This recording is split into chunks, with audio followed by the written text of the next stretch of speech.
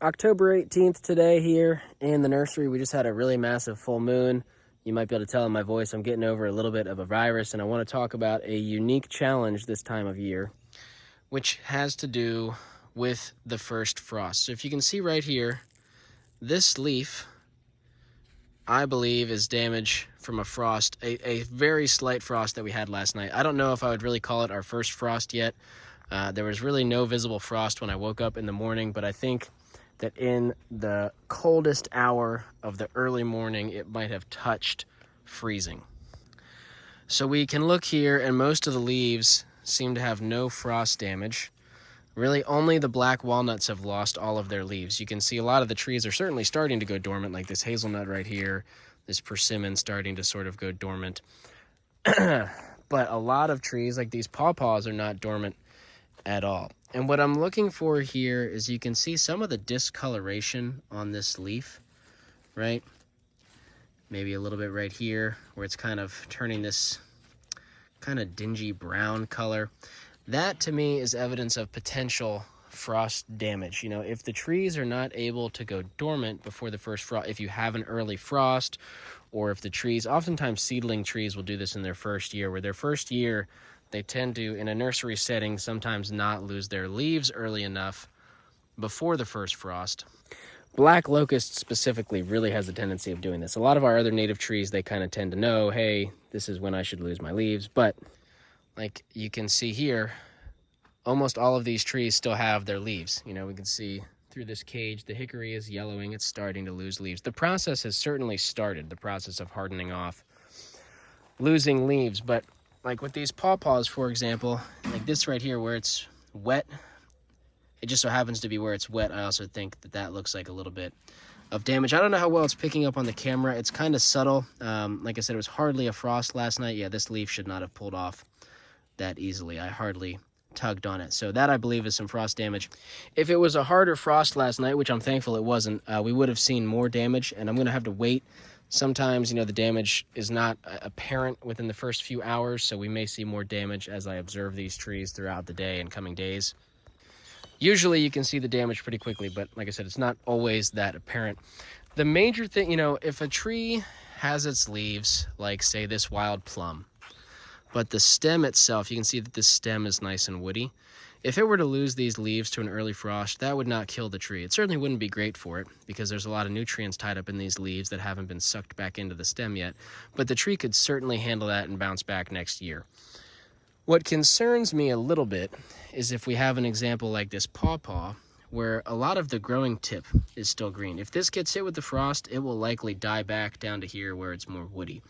Again, the tree can survive that, but that's less of an ideal situation. Now, on a tree like this that's already over 1.5 feet tall, if it loses the top few inches, not a huge deal. But on a tree that may be shorter, like we have one down in here, that's probably only 1 foot, maybe 6 inches tall, and the top, I don't know, I can't get the camera to focus, but, you know, this still has a lot of green.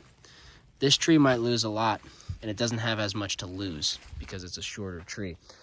There's not a whole lot that I know you can do about this. You know, really, if you had an extremely early frost coming in and you really wanted to protect your trees, you could cover them with plastic, treat them like annuals. You know, people will grow annuals by covering them with plastic throughout the winter, either in a greenhouse or just, you know, you could just drape a little piece of greenhouse plastic over this for the night. That becomes a fine-tuned game of, you know, the next day as it gets hot, you have to remove that plastic so you don't scorch the plants. There's a lot of pulling and reapplying plastic for annual vegetable growing throughout the winter. But if you're just going to do it for a few weeks, if you have some really early frost and you want to protect your trees, not a huge deal. Something you can do. I have never yet experienced any tremendous loss in the nursery from early frost. You have similar issues if you have late frosts in the spring. You know, if a lot of plants have germinated and you get a crazy late frost, that's another scenario that you have to deal with. But like I said, I've never experienced major losses in the nursery. I've had a few trees hit a little bit here and there, but it's something I pay attention to because with our rapidly changing climate, we could certainly get some freak situations that are outside of the norm. You know, I'm really lucky here. Last night was hardly a big frost at all. Like I've said many times now throughout this video, These trees are mostly fine. I'm not worried about any significant damage, and there's no frost in the forecast or anywhere close to frost until into November, okay? So I don't think, if the forecast is correct, it's looking like we're not going to get our first frost until into November. That's abnormal for this area, but it means that we now have plenty of time for these trees to hopefully go dormant and lose their leaves in a natural process. They've had some serious cold the past few nights to tell them, hey, it's getting cold out, it's time to lose your leaves. The day length is certainly shortening, so they should be able to know they can count the day length hours and the nighttime hours and this sort of thing. So I think we're going to be a-okay. You can see these hazelnuts losing a lot of their color, or rather losing their green, putting on their fall color. I can't really get the camera in here to look at that yellow, that pretty yellow fall color. One could certainly imagine a situation where seeds taken from a different bioregion, where we have native plants like persimmons and oaks, they're native throughout most of the East Coast and the Midwest, which is a wide range of growing zones, of climate hardiness zones, where first frost happens very early in the north and very late in the south. If you took seeds from far outside of your region and planted them, you could imagine that they might have a hard time losing their leaves or going to sleep at the appropriate time in your climate. I haven't really noticed that to be the case. I've got persimmons back there from here and also from other regions, and they're dropping their leaves at the same time.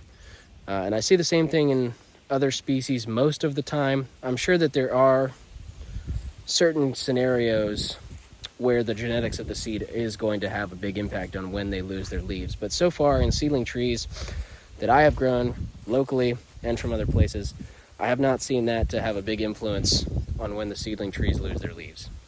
At the same time, when I go and explore some of the collections that I've been able to explore that other folks have planted, different named trees, different named persimmons, named black walnuts, they do lose their leaves at different times. They drop their nuts and their fruits at different times, and so certainly genetics do have some role to play in when the trees go dormant. But anyway, until the seeds go dormant, or the trees go dormant rather, I have plenty of seed work to do. Tons of stuff on the schedule. That's what I'm going to get back to right now. And I am itching to get those trees out of the beds and shipped out to you guys, all the orders that have been placed.